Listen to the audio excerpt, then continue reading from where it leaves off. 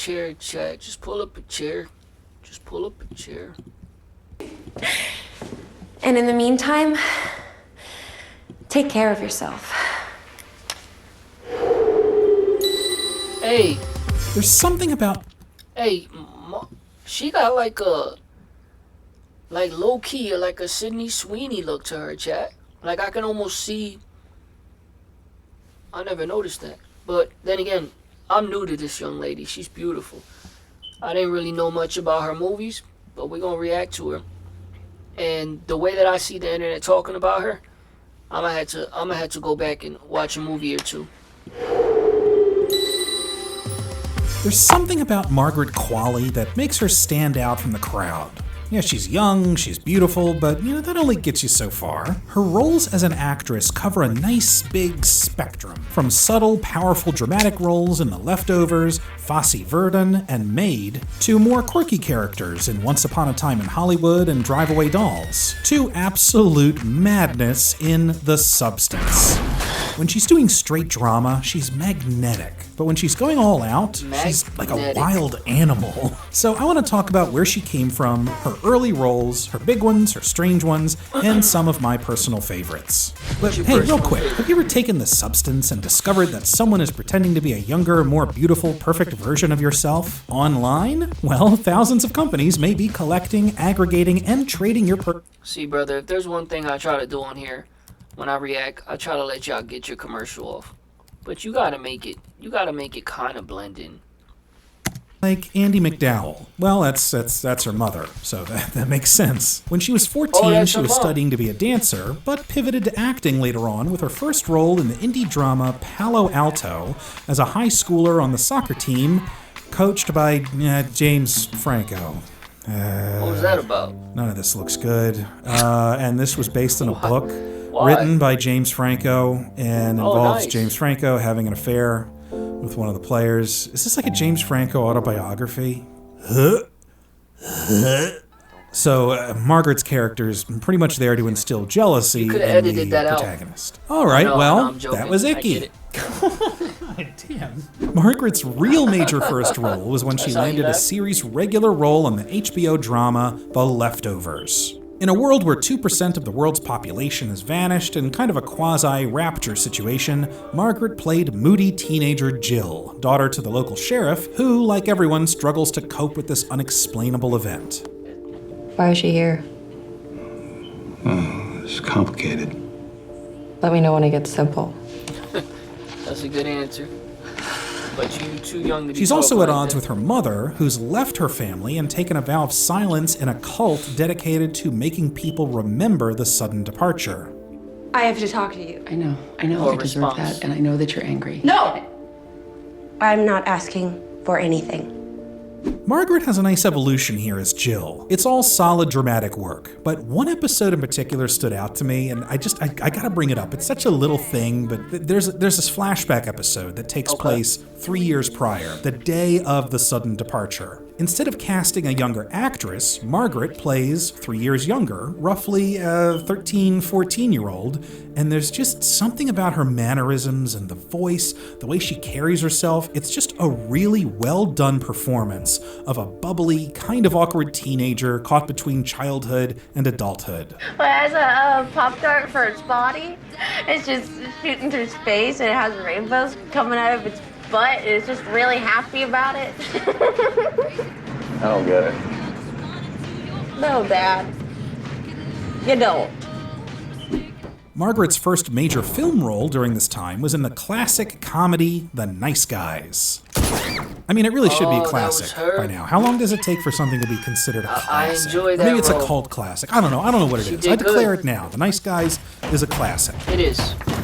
In this goofy whodunit mystery, Margaret's character Amelia is the focal point of an extremely, exponentially convoluted missing persons investigation. When our heroes finally find her, she's kind of a fiery, opinionated hippie. One of the capitalist corporate suppressors. They want us dead, man. We're just in their crosshairs, We're just pawns. Gosh.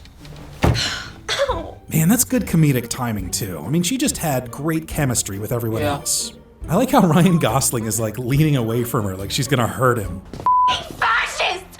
Just sorry.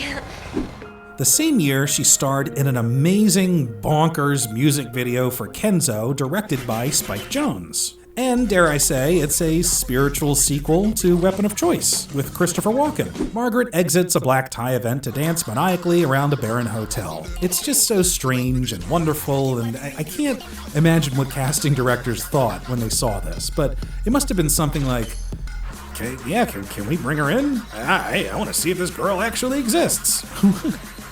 Well, whether or not that was the case, Margaret continued getting work. During her last season on The Leftovers, she played Mia in the abysmal film adaptation of Death Note, but let's not hold that against her. She did her job, man. Hey, she got that stupid Death Note money. Anyone whose name is written in this note shall die.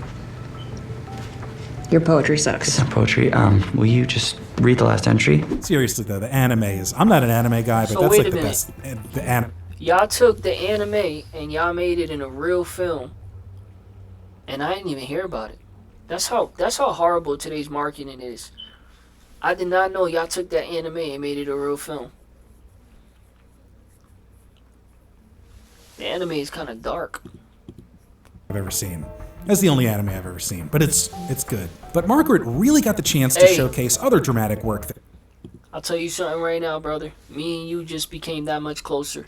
That's the only anime I've ever seen, too. It's the only reason I knew that was an anime. That's interesting and coincidental that you say that. It's the only anime we've seen.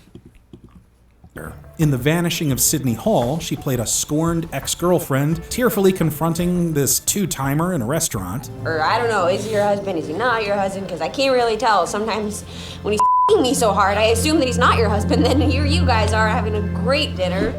But then there was her first starring role in a film in the period drama Novitiate. I don't know how to explain this, but I was called, and I'm gonna become a nun, and there's really nothing that you can say that's gonna make me change my mind.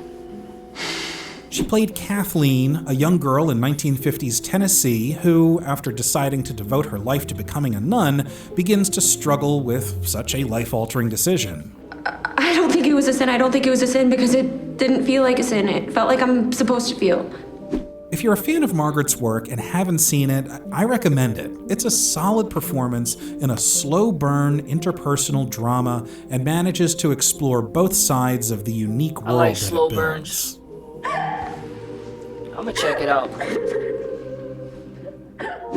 Then, after playing an impulsive criminal in the drama Donnybrook, Margaret had an incredible year. In 2019 alone, she had 8 projects released. That's insane. Like, I don't even think James Hong pulled that off. Hey, I just want to say something. On the note, I'm piggybacking off of the fact that he just told us she had 8 films released.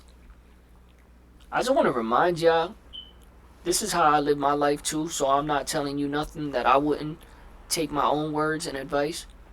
When God moves, when God opens a door, through that door, you not only run through it, but get ready to take your shoes off, to try on different outfits, to change the channel on the TV. Get real comfortable in the door he opens. When you walk through and you come in that house, get comfortable. And the reason why I say that is because I would like to hear Margaret's story.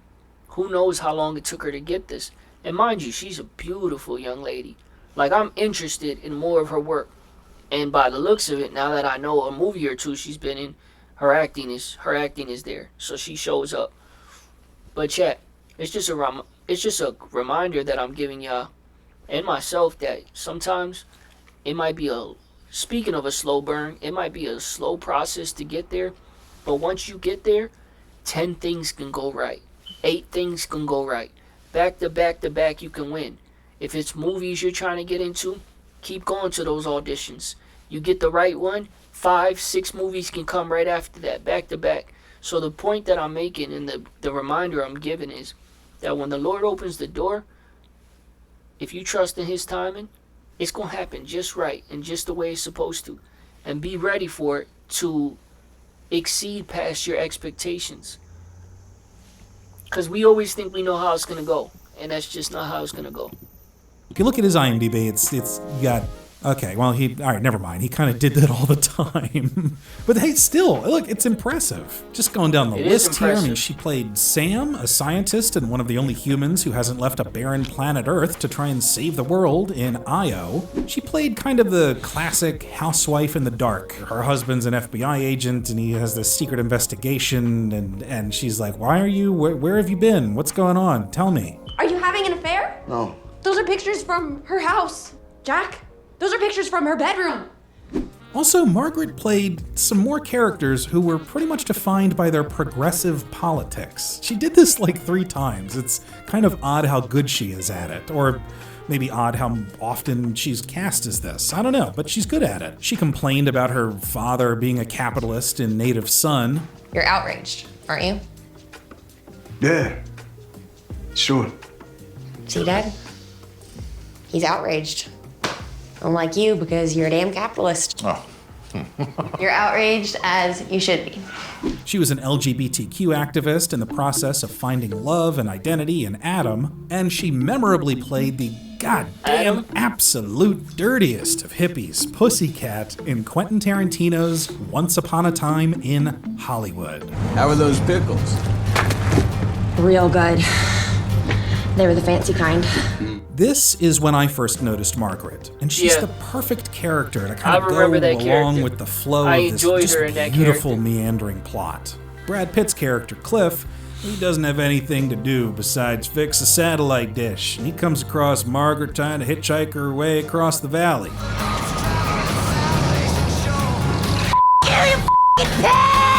I love the look in his face, like, man, this girl's trouble, but I think I like that. I'll pick her up. Margaret has such a fun energy here. Like, it's implied that she's on the younger side. So she has that bubbly, free teenage vibe, and combine that with the free love of 1969, and you've got a kind of unpredictable yet seemingly harmless character. That is, until Pussycat introduces Cliff to her commune of hippies who are all under the thumb of an off-screen Charles Manson. Man. Charlie's gonna dig you. They're all kind of squatting on an old ranch where Cliff used to work on westerns, and all extremely nervous that Cliff is gonna ruin their good time. George isn't blind! You're the blind one! Also, can we stop and acknowledge how crazy it is that several of the hippie actors here have just gone on to be huge stars? Besides Margaret, I mean, look, you've got Sydney Sweeney looking suspiciously out of the screen door, Austin Butler, who seems like the de facto man in charge when Charlie's gone, Mikey Madison ranting like crazy. And keep your eye on this entire hippie commune here. Like, make a list. There might be some more stars coming out of here. Who knows? Okay. Another thing that Margaret did in 2019 that I vividly remember, she played 2 characters in Hideo Kojima's video game Death Stranding. I don't know how much of this game you want me to explain. It's so much that this video could easily turn into a video game review, but essentially you play as Norman Reedus in a post-apocalyptic world where the living and the dead kind of coexist. The country's lost all semblance of connection, and you play a delivery guy, dropping off packages across the transcontinental US, slowly adding people to a kind of network. It's one of the most unique games I've ever played. I played the whole thing. I think it's awesome. You first come across Margaret as one of the people you deliver to, Mama, who hasn't left her compound in years and has her dead child as a ghost that's kind of still connected to her through a little ghosty umbilical cord. She's my daughter. And I'm her mama. Later on, there's a crucial mission you have to accept where you convince her twin sister, Lockney, to see her, so Norman Reedus zips up Mama in a little bag, and God, you have to lug her over a mountain. I remember this mission. It took like an hour, and the whole time Margaret's talking to you, like monologuing about her past. The hospital I was staying at was crushed by a bridge. And look, she was great in the role. Her performance is solid, right? And the twin sister too, she's great. But unfortunately, my memory of Margaret Qualley in this game is one of annoyance, right? It was just it was a tedious mission. That's fair. She won't shut the up. I didn't want to do it. You can't drop her, right? Or you fail the whole thing, you gotta start over. You drop her in that water, she's going off a waterfall. If you could drop her and beat the game, would you drop her? I'm not dropping her. God damn it. We lost Mama. I mean, there's so much. Like, there's a boss battle. You have to do a whole boss battle with her on your back. Anyway, at the end of the day, Margaret got to work with a video game legend. So, good for her. I just don't want to carry her across the country again. And to round out the year, Margaret got her first Emmy nomination for playing Anne, one of many dancers turned lovers in the period drama miniseries Fosse Verdon. Margaret has a real nice, gentle vulnerability in this part. On one hand, she's able to step back and realize that she is the latest in a long line of affairs with famed musical director Bob Fosse, but she genuinely loves him and continues to worry about his ongoing drinking and drug abuse. He needs to rest, Gwen. The stress is just the best thing for Bob Fosse to do is work. Things get even more personal and volatile during an audition for one of Bob's films in a scene based on their relationship. Because this isn't a scene, because this is my life, these are my words, you took our life and you put it into a scene in a movie, that's why. Same place. Good act. I don't want to go out with Michael Graham, I don't want to date. I have no more small talk left in me, I don't want to fool around, I don't want to play games, I just want to love you. Well, that was it. That's what we've been looking for. And a couple years later, Margaret earned her second Emmy nomination for playing Alex, a young mother who escapes an abusive relationship. When I told him that I wasn't gonna get an abortion, he took the chair and all the rest of my belongings and he threw them out into the rain. She takes her daughter out in the middle of the night to start a new life, cleaning houses, struggling to support the daughter. As a father, I had major anxiety watching this. I kind of skipped things, you know, like the show does this really cruel thing to the viewer where it shows you exactly how much money this poor woman has left. And serious time in the comment section. Come on, chat. We're a community that we use our minds to talk and bring conversation. We don't just mindlessly watch entertainment and just move on. Let's have a talk in the chat as a community. What's one movie? Be honest. Don't try to be dramatic and go think of something that didn't actually happen and honestly, because I can give you one, but I'll give you one if you hit the comment section and give me one. I'll pin mine. Or I'll pin yours, and then I'll put mine right underneath. What's one movie that for whatever reason, whether it was painful, whether it was sad, whether it was a downer and just brought you down, or depressing, or too close to home, it hit too close to home. What's one movie you needed a break from? What's one film? This is going to be a good comment section because I'm going to watch some of the ones you say. But again, don't let me saying that make you change your answer. Oh, I'm going to put a movie that, you know, I would recommend to someone. No, give me a true movie that when you talk to yourself, you're like, man, I had to walk away from that movie. Even a show, even a series. But let me know what season or what show was the show that you finally said, I gotta tap out. I just need a break. And you didn't finish it. I'd rather a movie. I got a movie that it was too heavy. It was too heavy. It was too heavy. It was too heavy. And I just wasn't prepared for that moment, for that movie to be that heavy. You know, I wasn't hungry anymore. Like, I didn't want to finish my food. And that was frustrating because I want to be hungry because, you know, I eat at 3 in the morning. So it's like, it's the only time I eat. I'm trying to get some food in me. I wasn't hungry no more. And it was just, I needed to click off. I needed to go watch anything but that. What's one thing that you feel like, for whatever reason, and you could share that if you feel the need to, or not even the need, but if you feel like you don't mind sharing that with us. What's one movie that you needed a break from? For whatever reason, you paused it, came back later, you paused it, came back the next day. It was just real emotional for you. And what was that emotion? Well, was it just sad? Did it happen? Was it personal experience, trauma, anything? And then we'll go on the positive side. / what's one movie that lives rent-free in your head?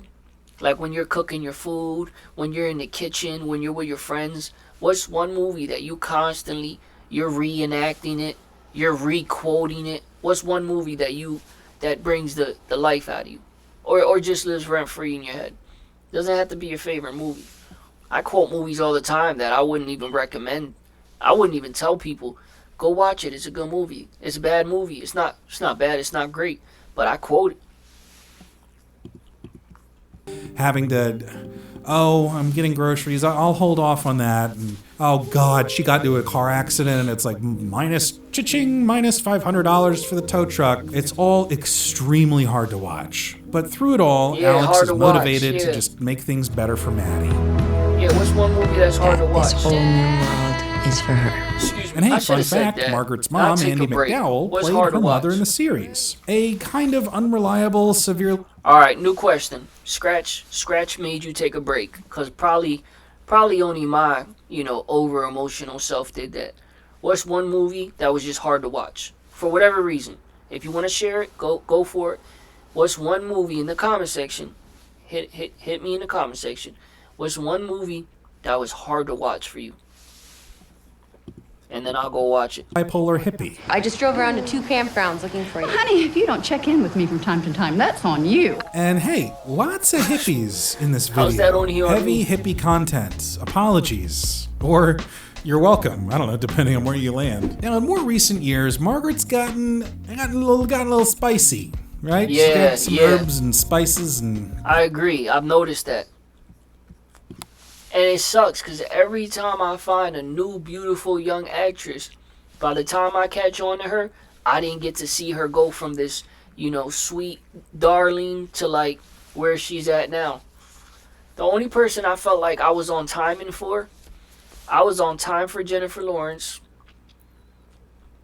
And I kind of was on time for Anna Taylor-Joy. I kind of already knew about her before she really took off.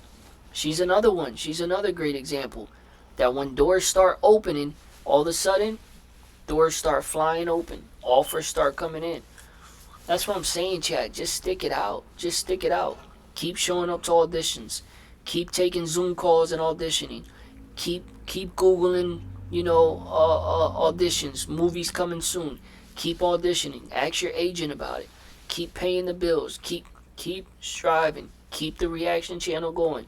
You'd never know. And when the door opens, it may just be 4 or 5 different doors that you weren't even thinking about. It got a little spicy, right? She's got some herbs and spices, and however many herbs and spices KFC has, Margaret's got maybe a few more than that. Foot.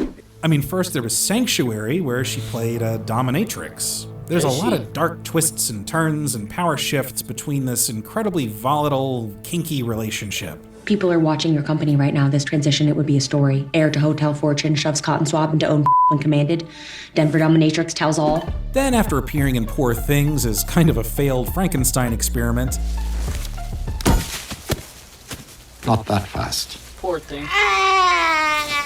She starred in Ethan Cohen's over-the-top crime, road trip, comedy, caper, any more adjectives? Drive Away Dolls, as the free-spirited Jamie. She got her tongue so far in me, I swore it was gonna wriggle out my ass.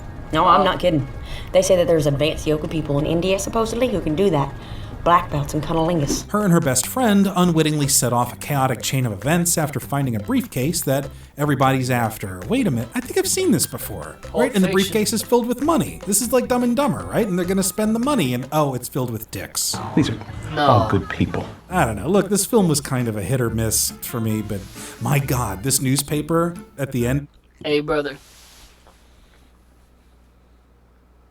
If you're gonna relate something and say something like that, I feel like I've seen this movie before. There's only one film you should be referencing when we talk about a briefcase. Pulp Fiction. That's it. How did Dumb and Dumber come to your mind? I mean, you're right, but that's like an honorable mention. You acknowledge Pulp Fiction first. is like something straight out of The Simpsons. This made me laugh hard. Senator shot outside lesbian bar. Channel was carrying human head, plaster penises. I can explain, says recovering legislator. So, real quick, what's wilder than a Yorgos Lanthimos film? How about 3 films in 1, where multiple actors play multiple different roles in an out-of-control absurdist anthology film about various partnerships? Excellent. Sign me up. I really can't say enough good things about Lanthimos films. They are truly an experience. In the first part of Kinds of Kindness, Margaret played a wife to an extremely controlling boss of Jesse Plemons. In the moment that you wander far from me. Then she played a wife to Jesse Plemons' friend and police partner who also shares a very unique bond with Jesse's missing wife. Could you turn the volume down a little? And finally, in a wild third act, Margaret played Rebecca, who's convinced that her twin sister Ruth can revive the dead and is perhaps the very person a secluded sex cult has been looking for. I don't want to give away any more than that. You know, with Yorgos, it's better to just dive right in and just let it happen. Let it all happen to you.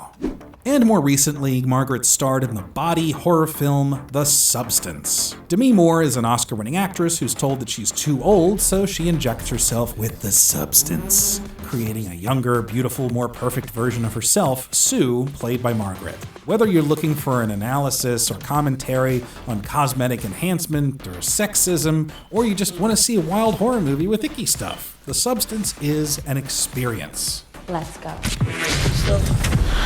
It's gotten a ton of buzz, not only for Demi Moore and Dennis Quaid, but also for Margaret's confident, alluring, overtly sexual and mysterious performance as Moore's alter ego.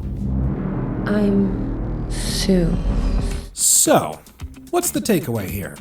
Margaret Qualley is, she's more than just an up-and-coming star, right? She's a performer with an infectious theater kid energy, right? Sure. It kind of makes her impossible to ignore. Yeah. She's bold, sometimes loud, and unafraid to embrace the extremes of her characters. She lets go of her inhibitions and just dives headfirst into each role, taking chances that set her apart. Yeah, you're right. Really, if there's one statement of this channel, like of the back focus, I would say it has something to do with just appreciating the big swings.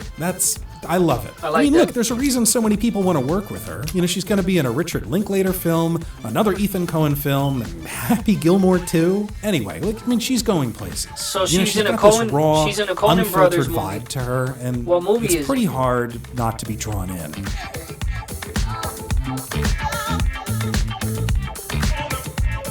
I'm with you, brother. I like her. I don't know what it is, but I like her. Maybe it's exactly what you just described. She's in the role. She's hardworking. I like her. I'm looking for... Bro, I had the volume down the whole time. Created an impressive resume for herself in Hollywood, starring in films and TV series like Once Upon a Time in Hollywood, The Nice Guys, and HBO's The Leftovers. The dancer-turned-model-turned-actress has shown off her skills on some of the biggest runways in fashion, including several couture shows in Paris. She has also done so on and off the big screen. Here are 10 things you probably didn't know about Margaret Qualley. Enlighten us. A parent trap went wrong. Sarah Margaret Qualley was born on October 23, 1994, in Los Angeles, California, to veteran actress and model Andie MacDowell and former model Paul Qualley. Her parents separated when she was just 5, and she attempted to use her love for Lindsay Lohan's The Parent Trap to get them to reunite. It didn't work, as she told the Belfast Telegraph, "Like every child of divorce, I had parent trap fantasies. In fact, The Parent Trap was my favorite movie. I was a 90s baby, so I particularly loved the Lindsay Lohan version. Yeah. I made a point of telling my mom how much I loved the movie. I talked about it a lot. And then she started dating Dennis Quaid, who stars in the film. And I was like, no, you got it all wrong. This is not what I meant at all." She is a former ballet dancer. Many children of celebrities have chosen to follow in the footsteps of their famous parents. One of them is Margaret Qualley, who has made a name for herself as an actress like her mother. Despite this, Qualley has revealed that she wasn't planning on becoming an actress at all. According to The Hollywood Reporter, she was planning on forging a career of her own as a dancer. In fact, she trained as a professional ballerina at quite a young age. When she was 14, she went to the University of North Carolina School of the Arts, and at 16, she moved to New York City to study at the American Ballet Theater. Suddenly, in the middle of a dance class, she realized that she was dancing for the wrong reasons. She told Vogue, "I thought, I'm hating this class. I'm doing it for all the wrong reasons. I'm only here because I want to be better at school on Monday." At that point, Qualley got emotional, left the class, and never returned. Even though she gave up dancing, it did help her land an ad with Kenzo in 2016 in which she plays a crazed dancer at an awards show. She tried modeling. Qualley tried her hand at modeling after quitting dance. She is one of IMG's models, a well-known modeling agency. She made her modeling debut at the age of 16 during New York Fashion Week. Unfortunately, modeling only pushed her into isolation. Hey, let's give her credit. The woman is a worker, right? She tried dance, it didn't go as planned. She tried modeling, didn't go as planned. Or maybe it did, but she tried acting. She's all in. You gotta love that about anybody. She struggled to make friends, and she even started talking to herself. She only lasted a few months as an IMG model, eventually making the switch to acting and following in her mother's footsteps. She told C, "Modeling was easy, and I was fortunate enough to be able to capitalize on the way that I looked in a society that will pay you to look that way. But after about 4 months, I was like, I'm lucky and I'm privileged and I'm an asshole, but this is making me very unhappy. Right. So I quit." I understand that. Nat Wolff introduced her to the world of acting. Her boyfriend at the time, actor Nat Wolff, invited her to attend an improvisation class, at which point she realized that she wanted to become an actress after all. She told The Hollywood Reporter, "I was like, oh my God." She was invited to come along, chat, and this is what I'm saying. I keep trying to tell you I'm saying this, but if you watch enough of my streams, I'm not lying. But this is what I agree with. Let me say that, rather. This is what I agree with, chat.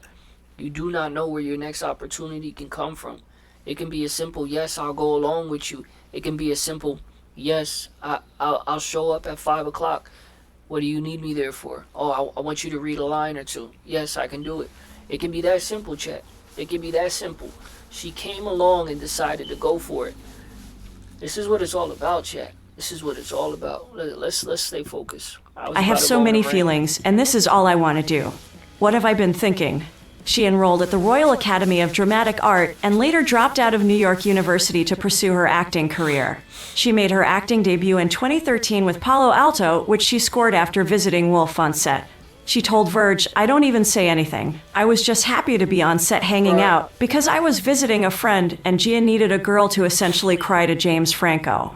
And so I did that, and that was my first acting experience. James Franco made me cry." Her breakout role. In 2014, Qualley got cast as Jill Garvey on the supernatural mystery drama show The Leftovers, which ran until 2017. But the part didn't exactly come easy. She told Versus magazine that, after her initial audition, the feedback was that I too green and that I hadn't worked enough. They invited me to do chemistry reads in New York, but they had girls who were way more experienced than me. So they said I could come if I wanted, but I had to fly myself and put myself up. Okay. She knew she had to make the trip, and as it turns out, it was all worth it. All worth it. She earned the role, and it ended up changing her life. Initial production on the series started after she completed high school and didn't interfere with her plans. And this is what I'm saying. No, seriously though, chat. And this is why it's important to remember when I say things that I realize about life. It won't go the way you think it will. It doesn't mean it's not your door. It doesn't mean you shouldn't be running through that door. What if she would have said, no, that's probably not for me, because God is going to open a door and it's going to be the right job and they're going to ask me to fly out and they'll pay for the ticket and they'll fly me out and they'll have me in a hotel and I'll know God is with me because they'll do it all for me and I'll get the script and I'll knock it out. It's not going to go the way you plan. Get that out your head. What if she would have said that? But no, she's a hard worker and she's proved that. She's all in and she said, okay, I'll fly myself out. Thank you for the opportunity. It's presented itself. Okay, I'll fly myself out. And she did. And thank God for her and probably her parents who helped her. And she got the jig. She got the gig. And now she's here. And that's what I'm trying to say, chat. It's not gonna go the way you think it is. Stop. Get rid of what you think. Chat, your Friday night plans don't usually go the way you think they will. How do you think Destiny is gonna do the same? Come on, chat. Come on. But you gotta go. You gotta be ready to go. You gotta be willing to go the extra mile, to do the extra work. And you never know. Look where it landed her. Higher education. She told Vogue, I did the pilot in the summer and then was able to go to NYU in the fall. Once the show was picked up for its first season, though, she decided to put school on hold and found the show to be its own intense acting school. She asked Margaret Robbie to cast her mom and maid. Qualley has always been desperate to collaborate with her mom on a project. In 2021, her dream came true when an opportunity to share the screen with her famous mom presented itself. On the Netflix series Maid, the pair play characters based on a real-life mother-daughter duo. It's not by chance that they ended up on Maid together. She told E! News, it was my idea, actually. I pitched the idea to Margaret Robbie because she's one of the producers on this, and she loved it. Within days of the pitch, McDowell received the offer for the role. She had to grow her armpit for a role. Actors and actresses occasionally had to do weird things to prepare for their roles. Yeah. For her role in Once Upon a Time in Hollywood, Qualley was asked to grow out her armpit hair. She told Jimmy Kimmel, I guess I can really grow a lot of armpit hair. I started only a couple of weeks before shooting, but it was a long process, and by the end, I really had some. It's definitely a cool look that people do, but I was eager to get rid of it. Thank God. I was ready. I was really excited when we wrapped. I got it waxed and it was really painful. I like women being women. She is insecure about her feet. All those years of dance have made Qualley embarrassed to show her feet in public, making her barefoot scenes in Once Upon a Time in Hollywood a huge deal for her. She told IndieWire, I genuinely was like, Quentin, this is a bad idea. I don't have good feet. In W Magazine, she said, Quentin wanted my weird-looking feet up on Brad's fancy car's dashboard. I kept trying to hide them, but he insisted. When speaking with The Hollywood Reporter, she made her feelings about her feet as clear as day. I hate my feet more than anything on the planet. I feel you. She didn't buy furniture for her apartment for 10 years. Margaret Qualley moved to NYC at 16 to study ballet. We'd expect the daughter of a Hollywood celebrity who's also a rising star to live in a large brownstone. Yet, Qualley lived in a modest studio apartment. She told Jimmy Fallon, it's taken 10 years, but I finally buckled down and I bought some furniture. For a very long time, I've had a mattress on the floor and a light from IKEA. She even showed a picture of her empty apartment with a plate of food and a laptop on the floor. Eventually, as Qualley explained, she realized that her living situation was getting ridiculous. Getting real furniture made life a lot easier for her. She is a brand ambassador for Chanel. Although her modeling career was short, fashion remains an important part of her life. Nice. Notably, Qualley is linked to Chanel, of which she is a brand ambassador and for which she has walked the runway several times. Nice. Although she has appeared in the advertising campaigns of other fashion houses, such as Celine, Rod Art, and Kenzo, for her red carpets, the actress almost always opts for the super chic creations of the French Mason. All the more reason to love her, chat.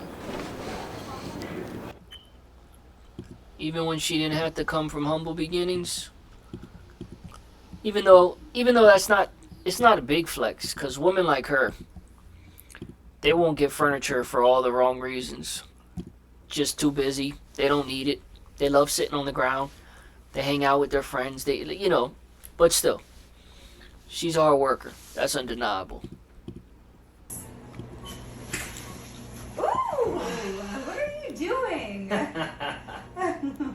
Depends. What do you want to do next? You know your mother's on her way in like 5 minutes. Yeah, you're out of pocket. Actually, you only take about 5 minutes, so get over here. Yeah, that was fake, but entertained, right? Flashing my boyfriend while we are fighting.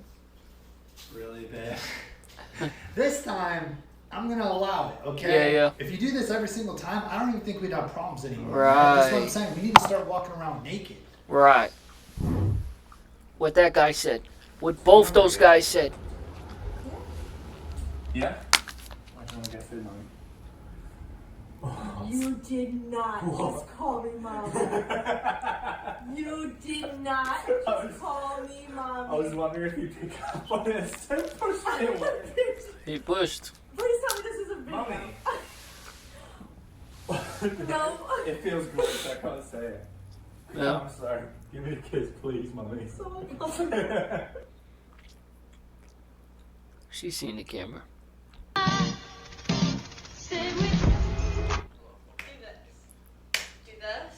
Moosh. Do this. Moosh. Moosh. Hey. Somebody help me! She's taking it. Please! You don't have to keep your arms up. No one's holding your arms. No! Say what you want about him, chat. Go ahead, make your jokes. He'll be married before we will. Well, before you will. He's being himself. That's what it's all about. He's being himself. And if you can make it giggle, as you were. I love you. I love you so much. I love kisses.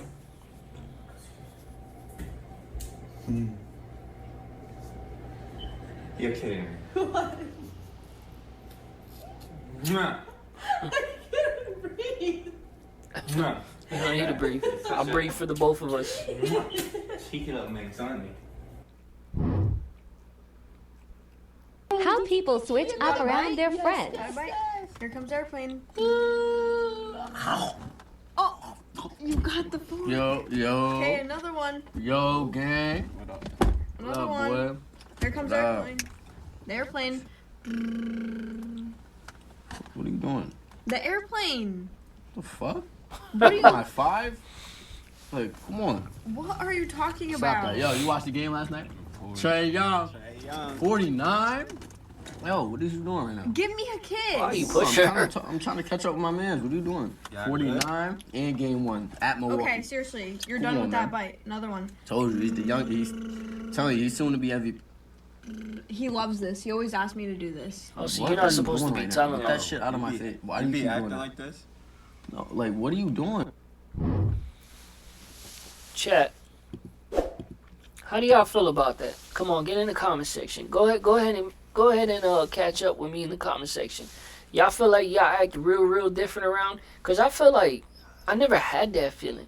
I never had a feeling. Of course, there's a way that I'm with my lady. You know, if I had a girlfriend, if I had a wife, when I've had a girlfriend, of course, there's a way I carry it.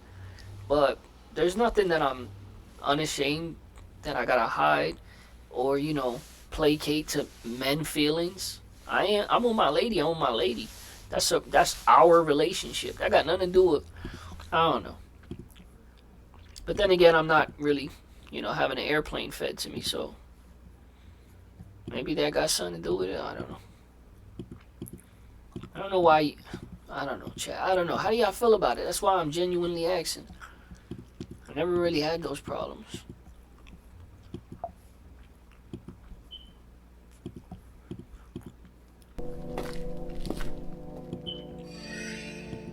What is the septum nose ring theory? Well, according to the that's why I experts clicked at knowyourmeme.com, it is a way of allegedly spotting feminists, man-haters, and perpetual victims, with the whole thing orbiting around septum piercings or nose rings. Now you know me, I'd never generalize against people as a whole, or Sounds say like that it. women with nose rings behave in a particular way. That's not me. However, as we all know, despite only making up 19% of women with piercings, they are responsible for over 75% of TikTok crash outs. Meaning, we tapped into something here. Which this whole topic, Interesting. it's perfect for me Yeah, to you cover got me. because I'm I'm biting the neutral bait. on this I'm subject hooked. matter. Because truth be told, I find women with dyed hair and piercings to be hot. I mean, why do you think in my woman tier list video, I put emos and goth girls in A tier? But even though I have an affinity Oh, for I'ma them, check that I'm video out. blessed with the wisdom of Solomon to know that they are like beautiful blue poisonous Don't dark touch 'em. frogs. Just look at 'em. Beautiful to the eyes, but Yeah, toxic. right, to Which the is to touch. say that they're crazy. Oh, I but get it, why? toxic. Well, I'm going to explain that in this video, and on top of that, I will even tell you how to get yourself your very own goth and emo girl that is not insane. I know, it sounds too good to be true, but I will deliver, so watch to the end of the video. But as for why they're crazy, I have a hypothesis. Okay. Specifically about the septum nose ring. I Because wish hot I take, had a I don't think that all hypothesis. nose rings are indicative of a crazy woman. Because I've met quite a few women who have nose rings, and I don't think that they're insane. Maybe they get it on one side, or they just have one, like you can see on here. I don't think we can generalize all nose ring types like that. But the septum nose ring, that takes a very special kind of person Okay. to get it. I'm The type of listening. person that says, I don't give a how Right. other people see me. I want it, so I'm gonna get it. That is their entire mentality. In fact, the more pushback that they get, the more that That's they want to do it. unnecessary. And there That are a was a couple of big traits that become immediately apparent. One, the lack of impulse control. They act on their emotions much more without self-restraint. And they also don't care how other people was that? view them. Their whole mentality is, I want it, and I don't care how you view me about it. In fact, if you view me poorly because of this superficial thing, that's good. I don't want you in my life. I repelled you off. I'm repelling off the bad people with this nose ring. I'm ridding myself of the superficial people in my life. That's how they view themselves. And from all of this, you get a strong whiff of rebellion. A rebellion against the people in their lives that try to force them to conform. And they're also rebellious against the more dominant culture, which is one of the reasons why they're left-wing. Because for a lot of these people, they haven't come to their beliefs because they've deeply thought about it. But rather, a lot of their beliefs are simply a negative reaction to the dominant culture. They are products of their environment. And you have two choices as a product of your environment: conform to the culture or rebel against it. Both are reactions to your environment. Right, I mean, I why do you agree. think so many of these people that look like this have daddy issues? They're rebelling against their right-wing Christian Maybe. parents. Maybe I they mean, do. do you think it's a coincidence? No, it's because It's a they pattern. wanted to oppose their parents as an expression, a statement to the world that they have free will and they have autonomy over their own lives. This shows that they're not simply a product of their own environment. Yet ironically, the very rebellion itself is a product of their environment. They're blindly reacting to things outside of their own control. And because of this, they tend to be less self-aware than most people around them. The more that they view themselves as agents of free will, the less self-aware they generally are. But going back to the septum nose ring, the reason why there's this stereotype of these unstable feminists with nose rings, they're crashing out online, it's because there's a combination of traits we're seeing. They're more likely to be impulsive, they don't care how other people view them, and they rebel against the people around them and society at large. Meaning, when they're unhappy, they're angry about something, they don't care to hide it. They're much more likely to show it, they're more likely to have a public outburst. If they feel like screaming or doing whatever they want, they will, because they don't care about you or the people around them. If they have a public freakout, it's only bad if you care about how other people view you, especially if you post it online. They'll scream and lose their minds if they believe it gets them what they want. And that's my thoughts on the septum nose ring theory. Is it valid? I think there's a lot of truth to it, and I think this is why they act in this way. And that's it. Also, I have not forgotten, I'm a man of my word, and here's the secret to getting your very own goth and emo girl that Oh, is I forgot mentally about that. stable. There are a couple of steps you have to follow. 1, find a normal stable girl that is generic. Step 2, get her as your girlfriend. Step 3, take her clothes shopping to get her dressed up how you want, whether that be emo or goth. And step 4, get her to put on the makeup, dye her hair, put on the piercings or whatever you want. And that way you have your very own goth and emo girl that is mentally stable. This way you can get a normal girl, turn her into a goth, and all of a sudden these things that would otherwise be red flags, they instantly turn into green flags because she's only that way for you. And you don't have to worry about her being crazy. Ain't that amazing? Because in the end, I don't think there's anything immoral about getting your hair dyed, whether that be pink, blue, or red, or whatever, or dressing up in a certain way, as long as it's modest. What we really should focus on is why they behave in certain ways. If someone's a goth girl because of daddy issues, that's bad. But if she's a goth girl because you asked her to be one, that's a green flag. Anyways, that's it for this video. I hope this helps you out, champs. Go get yourself a goth girl. If you found use out of this video, be sure to subscribe. And as always, I hope you have a good one. I'm in. I'm sold. I'm gonna listen to your. I'm gonna watch your content. I see why you hide your face. You're saying out of pocket things, but I want to see. I want to see the tier. I want to see your tier list, your women tier list. I'll come back and I'll watch it, and I'll react to it with the community. And I seen that, by the way. I seen your other video right there. Why beautiful women are crazy. You're just spitballing.